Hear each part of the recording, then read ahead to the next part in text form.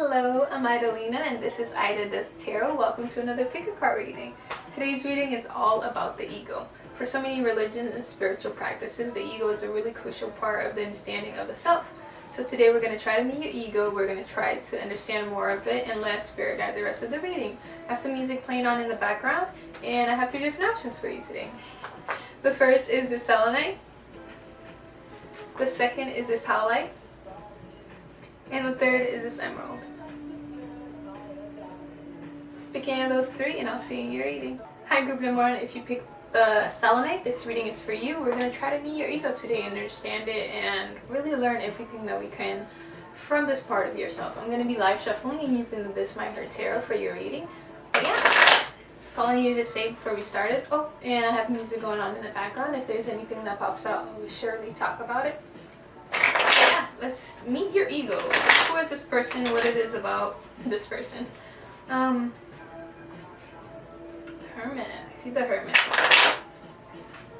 That doesn't tell us anything. We need some cards. Alright. Let's meet group number 1's ego. 4 of Wands. Your ego is a part of yourself that really likes to go for security, and it may be that security in the sense of always attaching yourself to other people in your community, but you thrive off of others or your connections, and you thrive off your connections with other people, and you need it, or your ego needs it to be good for some. And your ego with the 8 of Wands, a lot of wands, so you're a very fiery person. Maybe you have fire in your chart or in your top 3. But the 8 of Wands is a card about movement, things happening quickly. And so you may be some person, or when you're acting out of your ego, you may be somebody who wants things to happen very fast. You may be impatient, you may be just a very fast-paced person. Always on the go, always trying to make the next move. And particularly with the 4 of Wands, it's always maybe having to do with your security. Whenever things come up for you, you want it to be solved quickly, and you always resolve them quickly. Let's get more about group number 1's ego. What is group number 1's ego like? The Queen of Pentacles, again, security is very important to you. Your ego seems like a very nice person, to be honest. But it's driven by a desire for material things, for things to be, for possessives, things that you can hold, things that you can feel, things that make you, or grounded in some ways. Justice and the High Priestess. Wow, your ego is very powerful. And it may be the part of yourself that leads or sort of is the highest part of yourself. I don't know how to put that, but your ego is very spiritual and it knows what's best for you at times. But the Justice and High Priestess there, it's almost like, well, first, Justice is, or the High Priestess is Justice broken down, because it's 11 and it breaks down to 2, so it's like, press they broke my cards. But these 2 cards together is like this powerhouse that make things work. And you have the 10 of Pentacles as well, with the Page of Pentacles. So you're somebody who's very hardworking. Your ego is very hardworking. It gets things done for you. It's the part of yourself that really understands things for what they are and sees the truth. With this card, particularly the Justice in the This My Heart Tarot, maybe you can see it, maybe not, but the Justice isn't quite holding the balance all the way, and it may be that not everything, and that could be implying that not everything is, or everything is about perspective, and your perspective is very fair, but it may not be what's best suits everyone, and you know that, you're aware of that. But you're also aware of what's best for you, and you always go for it. And you go for what makes you and your family feel the safest. And you're this, excuse me, this Page of Pentacles, somebody who's always willing to learn and do what's best for others. 6 of Swords there as well. You're not willing to put up with the bullshit of other people and just you're somebody who moves on, and your ego doesn't like when you stay back and sort of wallow on the past. With the Wheel of Fortune there, it's almost like your ego brings on the better times. It's always moving things forward for you. And I give you a lot. It's almost like, again, with this thing of being very fast-paced, you don't like to be held down by things that no longer serve you. Or your ego is always this person who tries to move on, be on the move. Let's get more. Group number one's ego.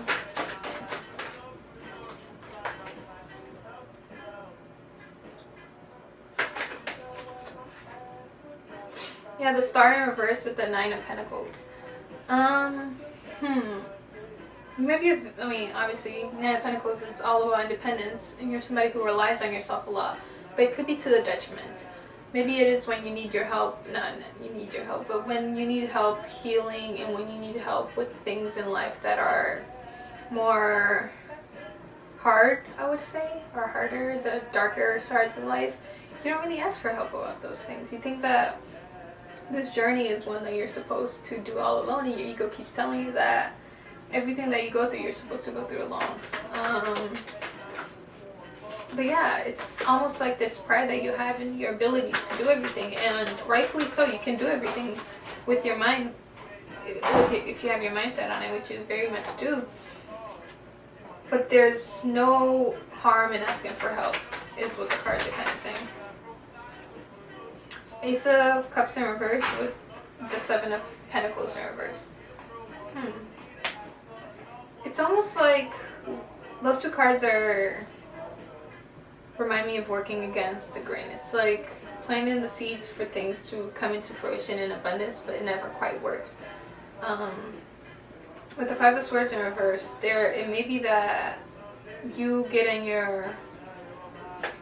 the way of abundance for your own self by being, or your ego gets in the way of abundance by being so all over the place sometimes. And particularly with this energy of the Knight of Swords, just doing the next thing, doing everything all over. It's hard for you to focus on one project and really hold on to it. And with all of these cards that talk about moving on, you're not somebody who likes, as I said, likes to be held down and likes to be held back by things. But it makes it hard for you to find a path. Sometimes it's easier to go through things, not easier, but more worth it to go through things than it is to leave it behind and start anew. But yeah, let's get a couple more cards out about your ego. Your ego sounds very nice. I like your ego. Nothing toxic coming up. Let's take, I'm not taking these. One last message. Oh, the Sun and the Six of Cups. What I say? I love your ego. Your ego is a very happy part of yourself. It's the part that's connected to all of your sort of higher connections in this life. All of your soulmates, all of your peoples, all of those are connected to your ego, because when you're acting out of your ego, you're acting the happiest in some ways. You're acting in this ways that you want. Your ego is this sort of part of yourself that does all the things that you want, and it makes you very happy. And when you're in your ego is when you feel at home. You feel the best in some ways. But yeah, group number one, I hope that resonated and I hope that helped in some way. Hi, group number two. If you picked the Howlite, this reading is for you. We're going to get right into it and see what your ego is all about. I'm going to be live shuffling and using the Brown Girl Tarot today. We're going to try to see as many things as we can about your ego. Try to figure out all the different things we can today, and let Spirit guide the rest of the reading.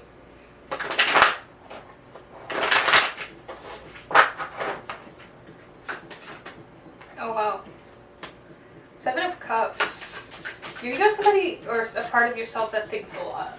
It's very imaginative person, or somebody who maybe daydreams a lot, always thinking about possibilities. Maybe not all of them good and maybe not all of them bad either.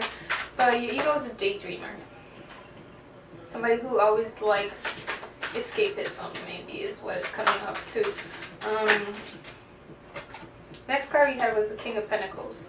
King of Pentacles is very much opposite of this escapist person or tendencies that you may have. King of Pentacles is this part of yourself who wants security, who wants stability through material things. And with the Magician there, all your daydreams, it's almost like everything that you dream about comes true, and your ego is very much a part of this. Your ego is the dreamer in some ways. The one who shoots high, and it knows the things that it needs to do in order to make it to that part, or make it to the goal, with King of Pentacles there. So it's like, oh, Knight of Swords. Oh, and under the Magician we have the Queen of Wands in reverse. Interestingly enough, I think those two go very fitting together. It's almost like a lot of the times though you question your abilities and your confidence wavers a little bit, because maybe it is so that you have to put a lot of work in order for things to work. Sorry, yeah, you have to put in a lot of work in order for things to work out for you. With the Knight of Swords there, and it almost is like your ego wants things to happen fast and right away, but you know deep down that this is a path that you have to take with the Seven of Pentacles and the Seven of Cups and the King of Pentacles there. Let's see what else we can take from this reading. Whoa, that's a lot of cards. I'm not going to take that.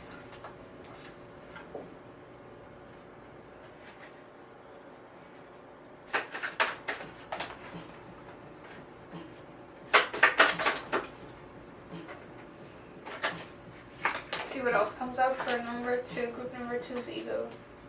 I like ego. Alright, we had the King of Pentacles, Queen of Pentacles in reverse, with the Six of Cups. And we also had the Five of Cups in reverse, with the Four of Cups in reverse. That's a lot of cups. So, and I'm attracted to cups, so you may have a lot of water in your sign, as well as, water in your chart, as well as some fire and earth. We had those dominant ones. With the Queen of Pentacles and all these other cards that came out, it's almost like your ego is driven by desires which you don't always need. The King of Pentacles particularly, for me, it's like materialistic things.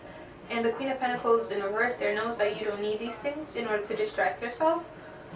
But it's almost like in order for you to feel whole, in order for you to not be depressed or sad, or stationary, stagnant, you do things so that you can get your mind, or you do things that you know you're not, that aren't to your highest capabilities, because you just want to not be stagnant in this. This is the part of your ego who's always thinking, always like, oh, what can I do next? What can I do next? When all in reality, what should be happening is the moment. The Fool in reverse, and that's exactly what it talks about. Maybe your ego is somebody who doesn't live quite in the moment. Always planning the next trip, always planning the next thing, and not quite living in the moment, not quite experiencing the things that it is that you're going through. Number 2's ego. The Devil and the Eight of Cups. The Devil with the Eight of Cups there talks about those things that are really hard for us to leave behind. And maybe this is a pattern in your life that you've gone through for a while. This pattern of doing things the way you want instead of doing things the way that'll best benefit you. And yeah, with the Devil there, it's in the Eight of Cups, it's sort of asking you to walk away from these tendencies that you have, these egotistical these egotistical tendencies that you have that tell you that your way is the only way. Your way will give you the best results. Let's get a couple more cards out for finish up.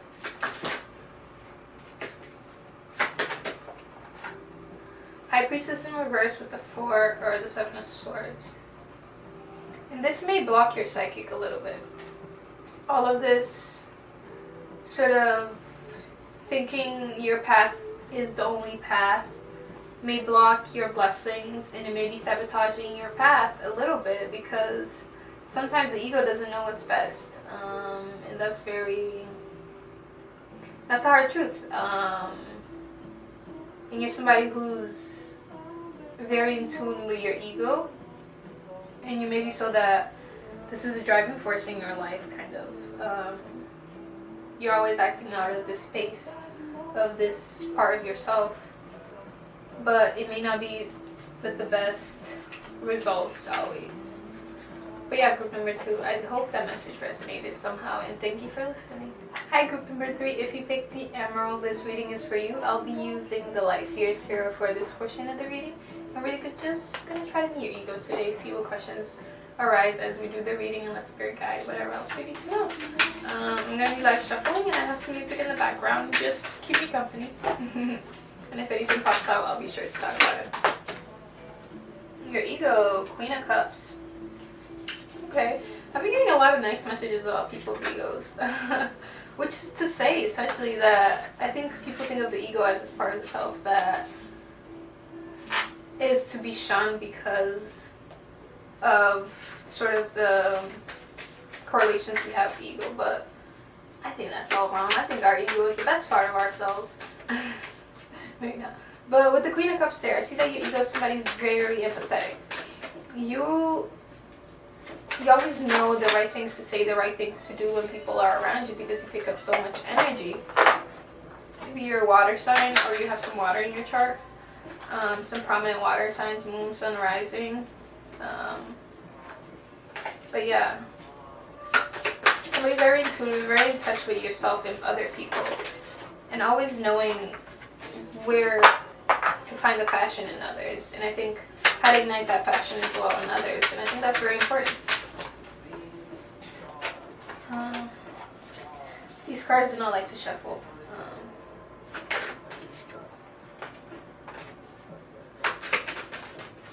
The moon, even more water, Pisces maybe. The moon talks about the hidden things in this life. So maybe your ego doesn't like to let you know everything that is happening in your life. And likes to keep things a little hidden for you. And it's almost like even with everything hidden, you're able to find the right path because you're so in tune. The moon card, if you can see, in the original Rider-Waite tarot, it has these 2 animals. One is a dog, the other is a wolf. And flip backwards, it's God and flow. So it's like, even when you aren't sure where you are always following the flow and following God, whatever it is that you believe in. And that's a very nice ego, a guiding ego. Let's get cards.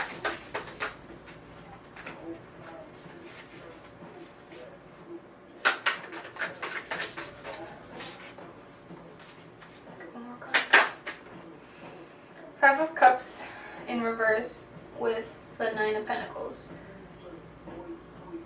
The 5 of Cups in reverse, I'm reading it as somebody who isn't willing to stay in wallowing too much. Maybe your ego is somebody who knows what's best for you and realizes that being sad about situations, being disappointed isn't what's going to help. It's the 9 of Pentacles. It's feeling independent. It's feeling like you can't take control of the things that you only can't do. And your ego very much understands this, that you can't control everything in life. And the only thing you can't really control is your reaction to everything. And from this perspective, from this point of view, whenever you go into your ego, you realize how much everything is working for you. And exactly that, we had the Emperor in a prey and the 4 of Wands in reverse. The Emperor there, it's almost like your ego is the person in charge of the house. Like, it really truly knows what it is that you need to do to be the best version of yourself in this life. And it knows what you need to do in order to have your passions behind you and sort of hold on to those passions and hold on to life, this breath of life that you have. With the Four of Wands in reverse there, let me get a tarot card for that. Maybe talking about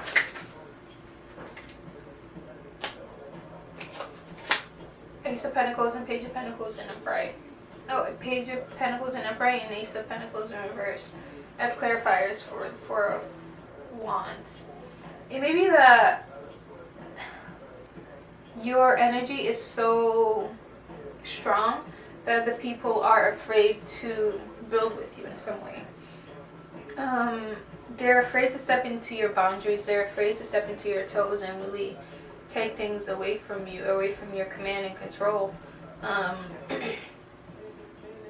Because it's almost like you have this energy of not being overbearing, but of just being able to do things on your own. Yeah, I think that's essentially what I was getting at. This independence, again, going to the Nine of Pentacles. Being able to do things on your own. The Sun. Very similar messages to group number 2 and 1 as well. But the Sun, the ego is this part of yourself which, like, when I think of the ego, I think solar plexus energy. I think bright yellow and like the sun. And all these things that really just exude the best portions of ourselves, the best parts of ourselves. And your ego is very much that. When you're acting from your ego, you're acting from your best part of yourself. Ten of Wands. Let's get a clarifier for the Ten of Wands. That's incredible. Ace of Wands in reverse. Or Ace of Swords in reverse. A lot of aces. The only thing, we had the Strength in the bottom of the deck. The only thing, however, is that when you get into this headspace of your ego, you may take on a lot because you don't realize how much you're putting on your plate. You do have the strength to go through everything and to go through these things, but you may just be adding too much to your already heavy plate. Trying to take on too much, trying to do on too much when you're feeling your best. It's almost like mania in a sense. But yeah, group number 3, I hope this message resonated somehow, and thank you for listening.